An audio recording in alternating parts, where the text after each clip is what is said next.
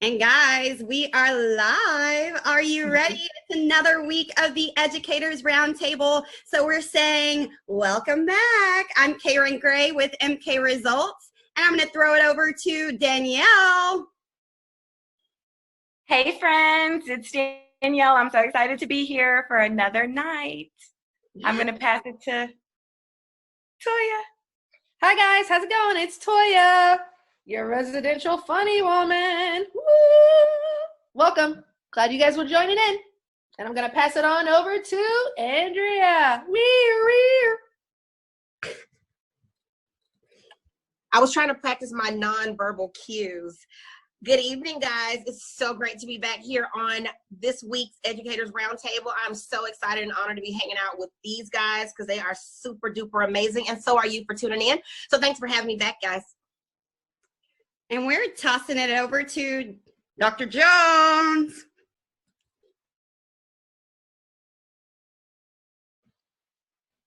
We can't hear you. I think you may be muted. All right. Hey, sorry. This is Dr. Jones. I used to hate school. Get your copy of the book today. You know, we're trying to sell out today. I used to hate school, 5 Proven Principles for Success in Education. I'm going to plug my book every time because it's a good book. Shoot. I mean, 5 Proven Principles. If you're a teacher, you're a principal, you're an assistant principal, if you're a counselor, if you're a teacher's aide, if you're a student, if you're a college student, if you're all those things, you can definitely use that book in your life. So I'm ready. What are we talking about today? All right, let's get started on a Tuesday, right? So we're talking first, kind of chatting about Zoom etiquette. Everybody's been having the transition on this digital world. How does that look, and what's proper Zoom etiquette?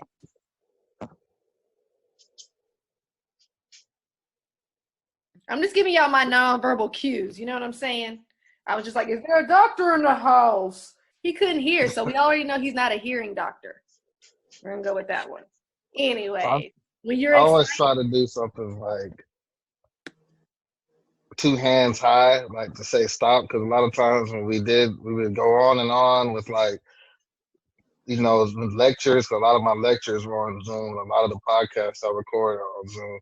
And, you know, people get into it, and then you have to kind of like, you know, I try, because, you know, ain't nobody really paying attention to like the raise hands. Well, apparently we know that hands up don't work because we've heard it a lot. Hands up, don't shoot. Pow, I'm still shot. Pew, pew. That's all I got to say. Okay, I'm back. Deep. That was deep. I think another nonverbal cue, and Danielle does it so well. Like, she's really great about the head nods and the facial expressions and smiles to go with it, to say that I'm not just nodding my head so that you'll be quiet. I'm nodding my head and smiling, which means I'm also enjoying what you're talking about. So I like the fact that, go ahead, Danielle, show, and exactly. I'm gonna let Danielle tell you about that other nonverbal cue.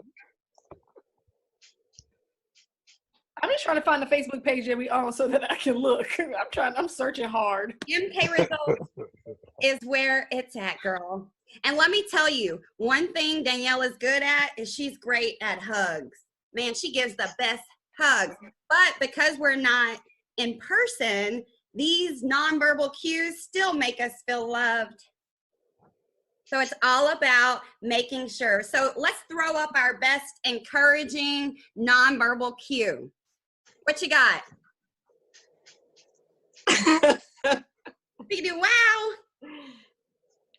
That's my jazz hand. Like, I'm happy. Yeah. Ooh. And what's a nonverbal that you could use if you're trying to agree with someone that shows you're in agreement, but you don't want to, you know, speak because it's nonverbal, but on Zoom to interrupt with the recording. We've learned this, guys. Mm-hmm. Thumbs up normally works. Thumbs up. Yeah. Yeah. Everybody's looking for thumbs.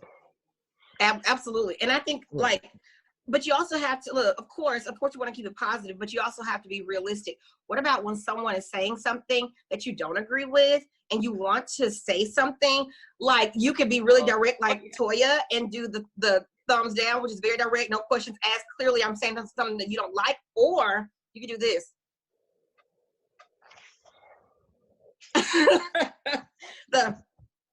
Because even Karen says, when I do that, and I go, she goes, uh-oh, the Andrea wheels are turning. She's getting ready to say something. I like that one. I gotta draw my eyebrows higher with the Thank you, bigger Harrison. arch for that one. Yeah, I did it. I did it tonight because I wanted to be able to do that for the nonverbal cues and go. Hold on. Hey, you know the waxing lady is MIA, you know what I'm saying? Waxing You know time. what's important on Zoom? What? Zoom etiquette is like when people are talking, like let's say you have like, because I have this, and this is something I experienced in my classes, is that, well, one, you want to kind of have the people that are on there show their camera, but you don't force people to show their camera, but you want to have the camera. But like, let's say Andrea was talking like right now, and I just started going like this the whole time, like, you know, looking off to the side and like not paying attention. That's kind of, you know, you kind of have to force yourself to look in the camera the whole time. Even if there's other things going on, like kind of use your eyes to move around the room, but don't move your body. Like don't, like that's like, see, that's not right. You know, you want to be in the camera. One thing I learned too is always look at the camera whole. Like, you know how everybody has a selfie camera? And you have to look at don't look at the screen on Zoom or lives or videos. Look at the camera, like the camera hole on your phone. Dude, if I look at the camera hole, like, no, I Like you can't doing even right see now? y'all's face for y'all's facial expressions. How I know if you're giving me the jazz hands or if you give me the thumbs That's down? I'm good. like this. That's perfect because the view is perfect. The You know view, what? the way it looks to the people that are looking at you is All of this. like, I think this time, yeah. But you don't have to But I look think, like look towards it. Don't look like at it, but look towards it.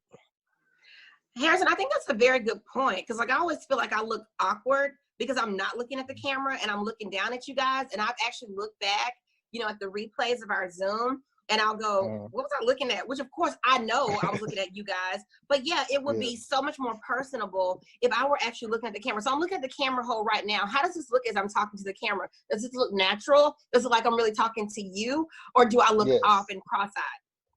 You look off and cross-eyed. I ain't gonna lie. You know, did I look off and cross-eyed? No, seriously, I want to know. Did I look swear to off God, I'll take a picture for you right now and send it to you. It looks more personable though. Like really talking to me, right? Like right now I'm looking at the camera and then now I'm looking at Andrea. Yeah. And see, it looks like you're looking away. At the camera talking and now I'm looking at Andrea talking right now. Yeah, see, it looks like you're looking away. I think we should look up, Toya, and I don't think hopefully I don't look cross-eyed. If I do, you need to take a screenshot now and send me a text. How do you do that? Hold on. That begs a good question. Andrew, we talked about this earlier about the Netflix show Becoming. Can you revisit that story on what Michelle Obama said about when you're connecting with people? Absolutely. Well, first of all, here's my disclaimer. It was late at night and I had been working all day, so I was a little tired. But from what I remember and recall Michelle Obama saying, she made a very good point about the fact that while she's been on the book tour for Becoming, she's had an opportunity to meet a vast number of people. And they're all coming from different walks of life. And what she pointed out was that everybody has a story. And she said the thing that she wants to be remembered for is the fact that, yes, she was the first lady of the United States, right? But she also wants to be remembered for the fact that she took the time. Story. She was, when people come by to get their book signed, that she makes sure that when they get right directly in front of her, she's not looking around. She's not, you know, she's looking them directly in the eye. She shakes their hand. She went on to say that as they're talking, she's not only listening, but she's also engaging with them and asking like clarifying questions or asking questions that gives them an opportunity to expound, as opposed to just listening to someone's story and you just go, oh, okay, cool. Like, that doesn't sound like you engaged, but it was a lady, she was telling her story last night, and Michelle Obama goes, what? You work 2 jobs? You have 3 brothers? So your dad is sick, and you work a job after school, you go to school all day, you work a job after school to help your dad with your 3 brothers and your, and that was letting the girl know that Michelle Obama wasn't just listening. She was paying attention and she was making it important. Now imagine the First Lady of the United States having a dialogue with you, not just you talking and she going, no, but actually conversing with you. She said that that is so important. And I told you earlier, that's something that we have to make sure that we do. We want to make sure that we take in everybody's story. And when they're telling that story, that we're genuinely listening with our eyes, with our body language, and with our ears. That's called active listening. It is. It is. You know, But how many people actually do it? that's a good point too, because that goes directly to schools as well, you know, because if you're talking to your students and you're talking to your kids, you want to know their story. You want to know their background. You want to speak to their pain, because every kid, every student has something. Even the straight A student is going through something. Even the athlete quarterback of the football team is going through something. If you speak to their pain, you can draw them into their, you can get drawn into the story. They can definitely relate more to you on a regular basis. So, I mean, actually just being able to do that, what Michelle was talking about, eye contact, I mean, just making sure you speak like what's wrong. I mean, not what's wrong, but how are things going, what's stopping you, what are your goals, those type of things. And you become a part of who they are. You know, I'm sure everybody she's talked to is like, man, tell that story about the conversation they had with Michelle Obama every day. You know what I mean? I wouldn't stop talking about it. Ever. And not to keep going, but I just want to elaborate on what you just said, Harrison. And realistically, not everybody can do what Michelle Obama does. I mean, she's the first lady. Who's going to cut her off? Who's going to distract her when she's doing what she's doing? But in our everyday life, I don't care how many times I tell my kids that I have a Zoom at 7:30 on Tuesdays. Don't come here and talk to me or whatever. Or, hey, mommy has to do this. Don't come and interrupt me. Sometimes they have a story that they want to tell me in the middle of the most awkward and I would just say inopportune moments. What I have to do, and this is my point of piggybacking off what you said, sometimes we can't just shut everything out. So when someone does come to talk to us or they are trying to let us in on their story, I think the realistic response when you really can't give them 110% of your attention is to say, wait 1 minute, because I really don't want to multitask while you're talking. I really want to hear you. Give me just 1 second and maybe finish up what you're doing, blah, blah, and then try to come back and really try to focus on what they're saying. I think when you don't do that, people can sense that you're really not listening, or you're just going, so they can hurry up so you can get back to what you're trying to do. You know what I'm saying? Like, you need to genuinely finish up what you're doing and even tell them, hold on just 1 second, because I really, really, really want to hear what you're saying. And I don't want you to feel like I'm not listening. I like that. Yeah. Because it gives them a sense of you value them, you value their story, you value their opinion, you just value their life. That's That's why important. you look at me when I'm talking, Harrison. Because imagine, I want to get back to your point, but I kind of like disagree with you a little bit. Whenever you're saying we have to look right here or whatever, because we're talking to the people out there in internet world or whatever you want to say, the thing is the conversation is happening between amongst of us. So if you're on a show, The Talk or The View, they're all talking to each other at that table and the people are the audience listening in. So I couldn't very well be like, so how do you feel about that, Senator? And I'm looking at the audience, but I'm talking to the senator. Like, does that make sense? I could not do that. I'm engaged in you. I want to watch your body language. I need to know what you're doing so that I can then reply to you about how I feel about something so that other people can be like, look at them going at it. We're like right now, talking to each other. Right now, I'm looking at the camera. I don't know. Your glasses got me looking at you right now. If you want to tell me the truth, we can go there. That's what I see. I see myself through your glasses right now. And everybody, they kill me on this. So you stop the glare. I wouldn't be able to see anything. Like, I can't even see your face. Because right now I see you looking at me through your glasses. And I got good vision with this LASIK surgery. And I see your light above flashing down. I'm just saying, but we can go ahead and continue. How good is LASIK surgery? Is it pretty good? Oh, yes, it's very good. I think Andrea brought up a good point about sometimes just acknowledging. That acknowledgement piece is so big that even if it's like, hey, I really got to get this story out. You know, I really got to tell you, mommy, that acknowledgement that I will allow you to get that out. Just give me a minute, you know, and just communicating that is so important. That brings me to kind of another example I was speaking with a friend, and we were on in a conference, and we started just talking, sharing kind of our experience. And one thing that she said is that she really had to listen to other people's stories. And sometimes people don't want you to give advice or fix their problems. Sometimes people just want to be heard and valued for their experience.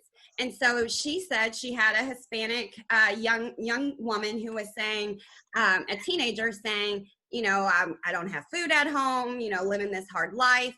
And her way of trying to show that we connect, I get you, I understand where you're coming from. She was a white woman, and she said, I had to kind of take a step back because I was like, oh my, let me tell you how bad my life is in comparison to yours.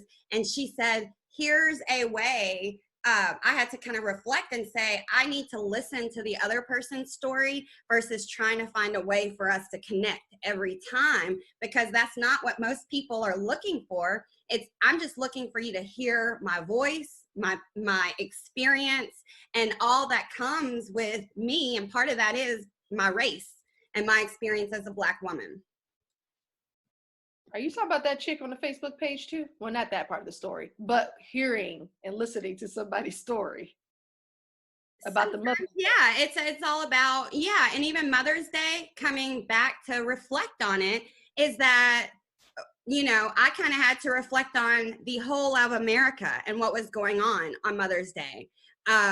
Having an African-American son, my experience as a Black mom is very different in conversations that some of my friends who look different than me have conversations with their kids. I'm having to have different types of conversations.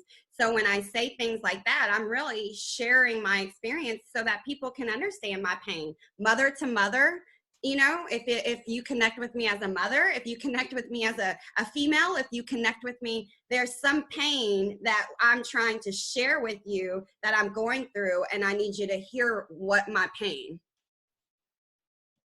Right. And like you said, not being so quick to chime in to make it about you, to go, oh, that happened to me too one time because da da da da da. And I told you the other day, I'm really bad at that. But I like what you said when you shared that, because again, if I start making it about me, I've just taken away from the other person's story. And like you said, they don't care about me right now. They just want to tell their story, and they want to feel like their story matters. And that's all that there is. And you just go, oh, wow. You know what I'm saying? Or you find some way to respond without now turning it back to yourself. Because what's the fastest way to devalue somebody's story? To take the focus off them and start talking about yourself. You know what I'm saying? So I was just telling Karen that the other day that I have this one friend who shall not be named that I go to complain about something that's going on in my life. And they automatically, within not even 3 minutes of me saying that I got into a fight with such and such, and I'm upset about this, girl, that's exactly what's his face did to me. And let me tell you the whole story. Let me send you these text messages about how that is exactly how it was with me. I'm like, dude. So I got to the point where I told her, dude, I can't tell you about my pain no more. I can't tell you about my problem. I said, because I am always a listening ear for you. And you can go on and on and on. Send me tons of screenshot messages. And I go and I talk just to you about your situation. And you call me all times of the night, because I'm that friend that you can call 2, 3, 4 o'clock in the morning. I will be there to answer your phone call. I will wake up out of the bed, chit chat with you, call me that. You need me to go run somewhere across town? Toya will be there for you. But I'm like, where are you? So then that's when Karen was like, girl, you always giving all this good advice. You always helping people out. You need to be a life coach. You know what? I'm going to start charging my friends for my advice. That's what I'm doing. You calling Toya? You better hit me with that cash pay for them coins. Honey, you better bring me to the money if you want to ask me for my advice. So that's what I'm doing from now on. It's Life Coach Toya Extraordinaire is happening. It's kicking off. Launching. Did you take your advice, Toya? I like did they that. take your advice? Everybody takes my advice. And they use it? Everybody uses my advice. Karen, you one of them. That's good. Let me know. LCT, Life Coach Toya. That's what I'm talking about. I You got be the helping tools me, for you. She be helping me think my thoughts, get this together sometimes. Mm-hmm. So speaking of Mother's Day and all that, what are you guys feeling about the entire case, the culture, climate currently? How are you feeling? Really? You know, so temperature check right now for us. How are y'all feeling with all this going on? Can you be more specific, Karen? How do we feel about what? Just for people that are listening in. Yeah, just with the current Ahmaud Arbery case in Georgia, I know it was 70 days later.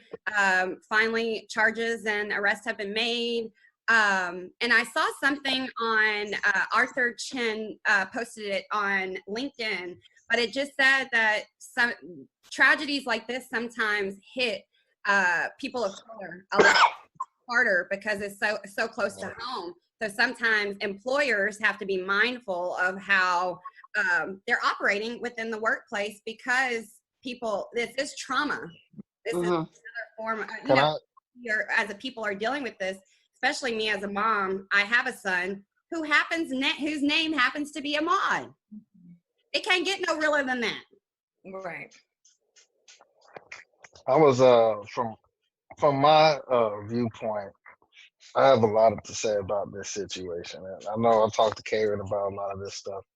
And just about overall, you know, if you haven't known me, I think everybody on here has known. I remember back in 2015, 2016, around like 2017, you know, when Kaepernick started taking it. And I remember I've always been a Kaepernick fan. Like I'm a 49ers fan.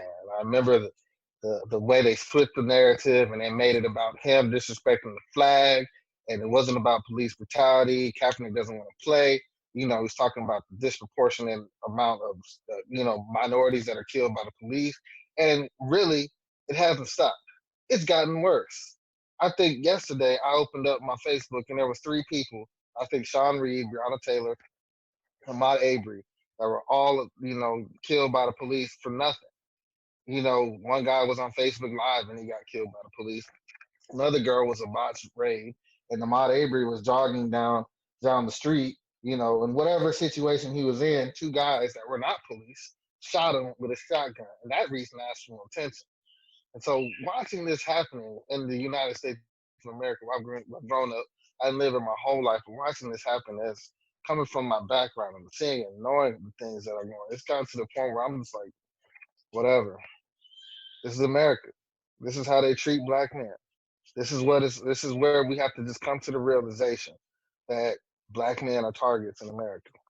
And it's hard to say because a lot of people are like, well, blah, blah, blah. Well, you think this is a racism? No, it's not a racism thing. It's black people are not welcomed by a lot of people in America. There are a lot of people that like black people. Everybody loves LeBron James until he speaks out about injustice. Everybody loves Kobe Bryant until they speak out about injustice. Everybody loves Barack Obama until he speaks out about injustice. They love you when you shut up and dribble. But when you decide to come out and say this is wrong, oh man, they're making it a race thing.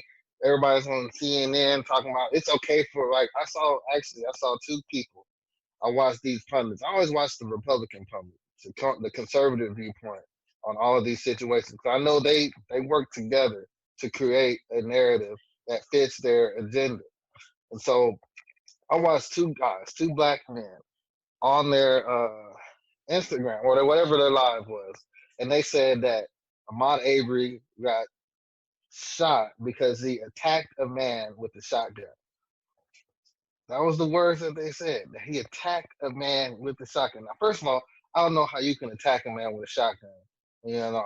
And second of all, this is just another man. If a man walked up to me, if I'm running, and I used to run every single day, miles, if I'm running and if 2 white guys stop me in the street with a shotgun, they better be ready to die or use that gun on me because I will kill both of them. And I'm not even just joking. They will die. And they can call me a criminal and all that stuff, but they're going to have to use that gun on me. I said, I know a rule.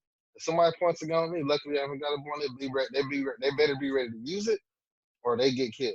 Otherwise, I ain't going to deal with it. So people are like, well, he shouldn't attack this guy. Like, it's crazy how the narrative switched to where we're guilty for our own murder. We cause our own demise. We cause our own problems. Like just because we're outside, You know what I'm saying? Just because we're sitting on the couch, just because we were eating ice cream, you know, in the couch, and somebody didn't know where their apartment was. And it's off-duty police officers. Notice these killings are off-duty police officers. The kid that killed, the guy that killed the guy that was playing the music loud in Arlington, he was an off-duty police officer in Florida. They were off-duty police officers. We got to understand that law enforcement has been infiltrated by the white supremacist groups, KKK. All these groups are in there. They're in there. If you've seen Black Klansmen, you know exactly what I'm talking about. We have to start attacking things differently. Protesting, marching, that's what they want us to do. They want us to go out there and so that we're not upset. They want us to run and brand ourselves. It shows that the lynching, and the thing about lynchings is that everybody can see it. If they would have killed Ahmad without any video evidence, it wouldn't have been worth nothing to them. You understand what I'm saying? Like it wouldn't have been worth nothing to white supremacists if there was no video, because everybody can't see it. They're sending a warning signal to Black people that we're going to kill you, and we could do it and get away with it, just like Trayvon Martin, just like Botham Jean, just like the guy in Philando Castile. They can kill us and get away with it, and we can't do nothing about it. So we have to start thinking differently. Our approach has to be different. We can't start whining. We can't start saying, "Oh, America's sad. Pray for God that these things will change." No, we got to start moving. We have to start moving, and it's got to be a quick movement. And the only way we're going to do this, I posted this the other day.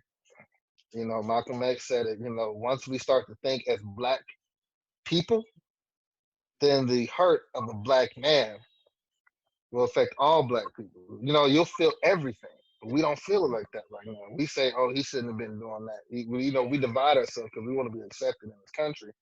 But it's time to it's time for action, like bigger action. I don't know what it was. I don't say it on here, but it's definitely time for some action. Well, I don't Well, know. Harrison, I think what I'm listening to you talk, and it's so weird because I'm feeling this pain as you talk. Number one, because I'm looking at an educated Black man who is woke, who understands, who's done everything that he should do. He's put his checks in the box, and he's done. And I'm in pain as I listen to you talk, and I hate to say this, but I'm in pain as I listen to you talk because I realize that the same thing that happened to some of these other innocent Black men, like, could very well happen to you. I'm sure that Ahmaud Arbery was talking to someone and having a conversation long before this even happened. I'm sure there are videos, and we've seen pictures of him interacting with his mom. He was just he was a Black man, innocent Black man, living his life just like you're doing, going through his life, doing his livelihood and everything. And now he's no more. And I'm looking at you, and it's sad because I feel a pain as you talk, because I'm like, that could happen to you. Just like it could happen to the next Black man in my life, or the next Black man that I see. And I think what's most painful is I don't really see a solution in sight. I don't care how much we protest. I don't care how much we talk about it on Facebook Live. It is so deeply rooted that I don't see a solution. And in the moment, like, how do you fix any of this? You really can't, because even if you did rally a group together that were like-minded like you, and you guys decided to get out and do something, you may or may not be successful. But then what did you really impact? What did you really change? What did you really fix? Because a week later, we're reading a news story, or we're watching a news story about the next innocent Black man that just got gunned down. It doesn't seem to help. We've been talking about this since Trayvon Martin. We've been talking about it. Let's go back even before Trayvon Martin. Let's go all the way back to, like Karen wrote in the book, Emmett Till. Like, let's go all the way back. We've been talking about this for centuries. And talking about it doesn't fix it. It doesn't stop anything. And you may get someone who will listen in and go, "Oh, yeah, I agree." But do they really? And they may not. And here's the sad thing about it. The people that agree with us are not the people we have to worry about. It's the people who don't agree with us. It's the people who are not even watching this right now, who are thinking in the back of their heads these horrible, racist, bigoted thoughts that you can't do anything about. They don't hear you. The people that hear you are not the people that we need to be talking to. It's the people that don't hear us. You know, I was exactly what you were saying. When I saw the video the first time, I squinted my eyes. I looked. and I looked, and I could see myself running down the street. You know what I'm saying? Because you can't see Ahmad's face. That's the beauty of that. That's not the beauty of it, but that is the intention that they set forth when they made this video. I know, and I know we keep saying, "Oh, he was robbing." Maybe they thought they were saving the neighborhood. No, we have to start thinking that things are done intentionally. That white supremacists are intentional with their actions. And with the protests for coronavirus, about opening up everything, with the states opening up, with the president's actions, with the shooting of Ahmaud Arbery, with the shooting of a girl in their apartment building, the shooting of Boston St. James, we have to stop thinking these things are accidental. You don't accidentally pull a gun out and pull the trigger and shoot somebody, especially when you're highly trained. I've been trained on the M16 9mm 249, bro. I was in the Army. If they gave me an N16 and somebody ran at me right now, I would know that I would not take the safety off unless I needed to. You know what I'm saying? You know when you shoot to kill. It's What not happened to hard the to warning do. shot? What if they Yeah. just would have shot in the You air? wouldn't even have to worry about it. They're acting people are acting like this was an accident or it's an isolated incident.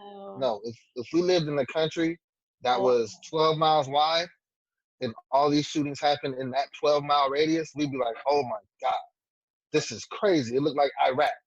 But because our country, because I moved to Kuwait. I remember I went to Kuwait and I went to the high school there. And the first one of my kids, my students came in, he was a 10th grader, 11th grader. He walked in to me and said to me, Dr. Harrison, they call me Dr. Harrison. You know, he came in, sat down, we talked about basketball. We talked about, actually, this is when Kobe was still alive. His favorite player was Kobe Bryant. They asked him to come outside and play basketball with him during the reset, the lunch periods and those things. And he said, Dr. Harrison, is it true that they shoot black people in the streets? I'm in the Middle East with kids. You know what I'm saying? Like, this is the line he said. And I said, where did you see that? And he said, on YouTube. They just show black people getting shot in the streets. And I said, that didn't happen. He said, no, that didn't happen anywhere else. It doesn't. No, he's right. When we were over in Germany, like I felt the safest. You know, not trying to say I'm a black man or anything like that, but I've had Germans come up to me and ask me questions like that, or people from other countries like, why is your country so divided? We already went through that with, you know, World War II and all stuff like that. And they ask us, but why do you guys think y'all are better as Americans, but yet you guys are killing each other in your country, but yet you're sending people overseas being like, stop killing each other, stop y'all's religious warfare, stop all this, we're big brother, we're going over there to handle business. But they were like, y'all not even handling what's going on in your own country. They asked, they're like, you always have your nose stuck in somebody else's business, but you guys aren't doing what you're supposed to be doing back at home to make these people. Like, I don't get it. Like, well, I can tell you what it is. It's capitalism. And it's about the rich people. Huh? It's the rich people. They're trying to put the poor people against each other.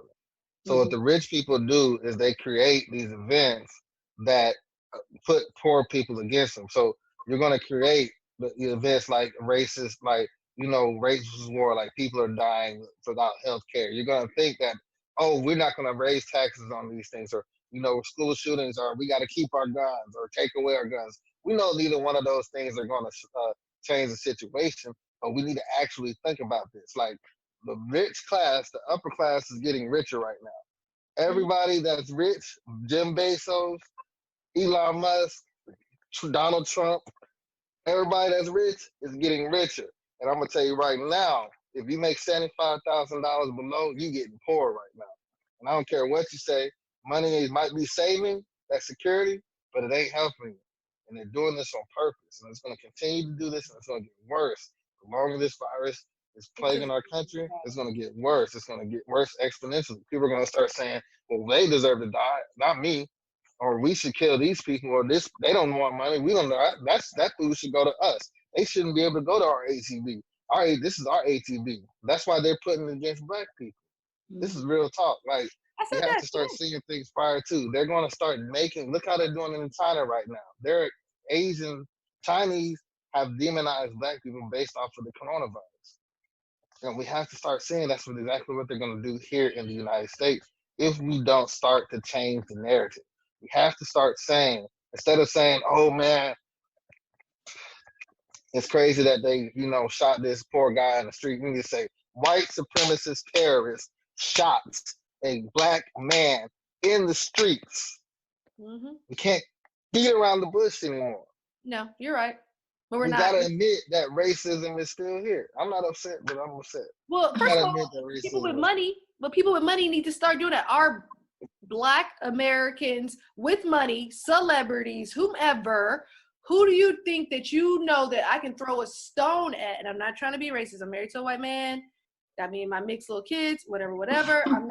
I'm just saying facts. I'm saying it. You can throw a stone, not even that far, and so-and-so's manager is profiting off of so-and-so. That's not the money. So-and-so is working for so-and-so who owns the thing, if you know what I'm saying. I'm trying to say it without being too cruel or whatever. But you know what I'm saying. But those exact people are like this in the background with their mouth shut going, I ain't seen nothing. Who shot who? What? And we're over here like in that. And that's whenever Rihanna, when I sent that thing to Karen, and Rihanna was all like, hey, you do business with so-and-so. So-and-so profits off of you. So-and-so's your road manager. So-and-so's your booking venues through. Tell them to pull up too. We are the same. If you just chilling with just me, but you're not going to realize that the plight of my people is being this way. And it sucks that I have to say the plight of my people. I hate that because I feel like we should just be one. I hate this whole plight of my people stuff because especially me being married to a white man, I'm just like, man, do I have to keep this divide? Do I have to be like, well, your people versus my people? You know, and it kind of did a number on my head a little bit whenever his family members of certain sort voted Trump. They voted for Trump on one issue, what it is, let it be. But then I just was asking them, and like literally I was crying on the phone. I said, do you not understand that your child, whomever, is married? Kids of half that race, and this person has shown you his true colors of how he